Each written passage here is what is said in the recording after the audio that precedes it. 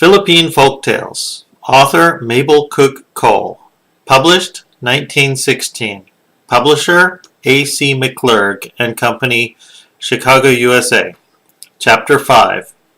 The Story of Dumalawi. Apanatalu and Apanabolonayan had a son whose name was Dumalawi. When the son had become a young man, his father one day was very angry with him and tried to think of some way in which to destroy him. The next morning he said to Dumalawi, "Son, sharpen your knife and we will go to the forest to cut some bamboo."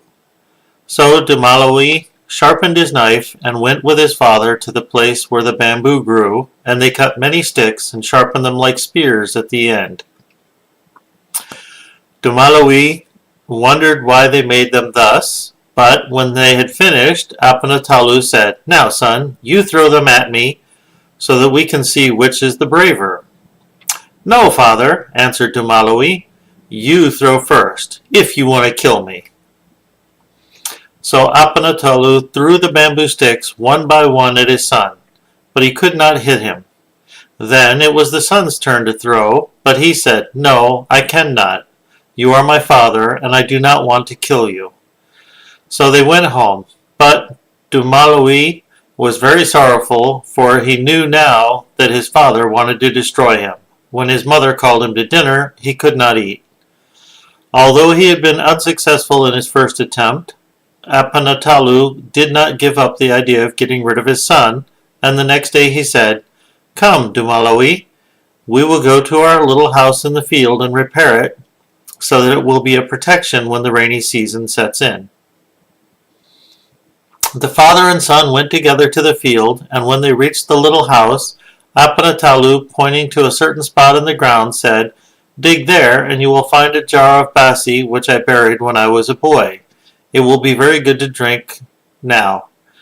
Dumalawi dug up the jar, and they tasted the wine, and it was so pleasing to them that they drank 3 coconut shells full, and Dumalawi became drunk.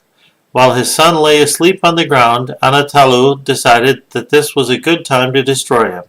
So he used his magical power, and there arose a great storm which picked up Dumalawi in his sleep and carried him far away, and the father went home alone. Now when Dumalawi awoke, he was in the middle of a field so wide that whichever way he looked, he could not see the end. There were neither trees nor houses in the field, and no living thing except himself, and he felt a great loneliness.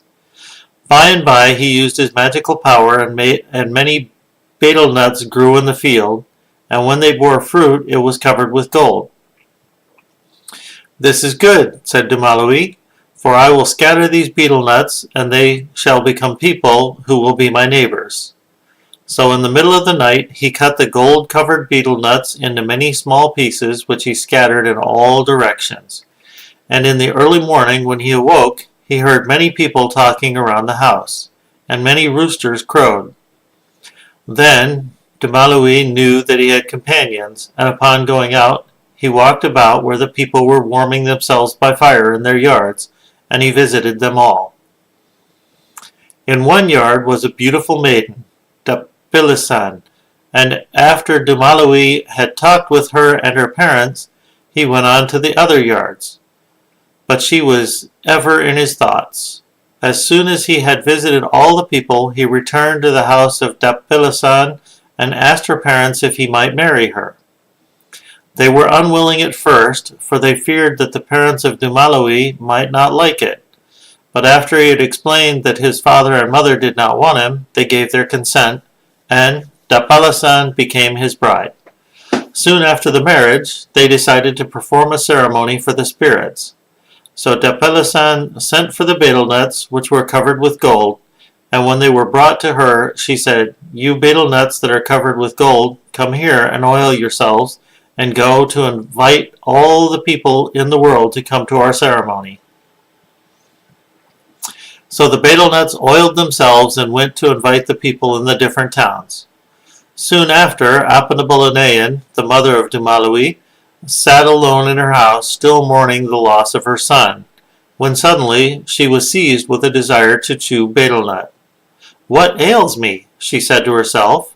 "Why do I want to chew? I had not intended to eat anything while Dumalawi was away."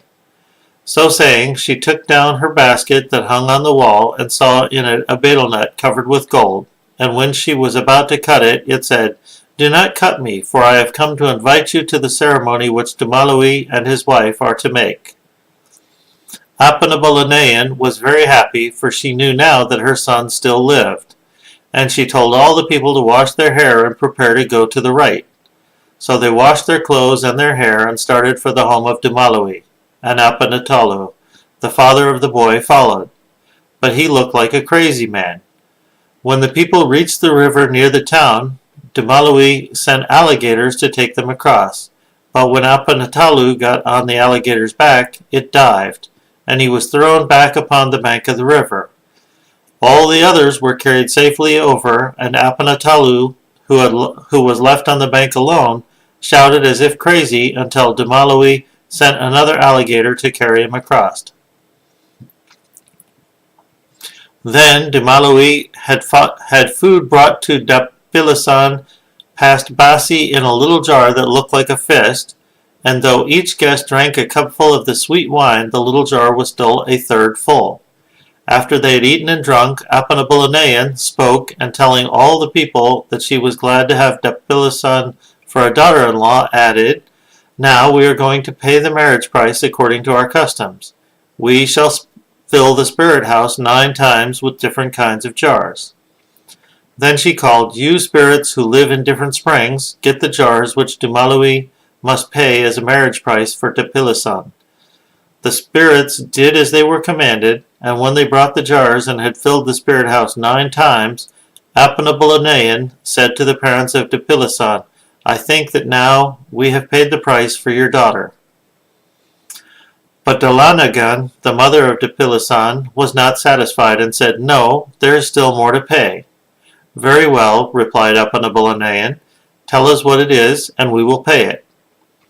Then Dalanagan called a pet spider and said, "You, big spider, go all around the town, and as you go, spin a thread on which Apanabalanan must string golden beads."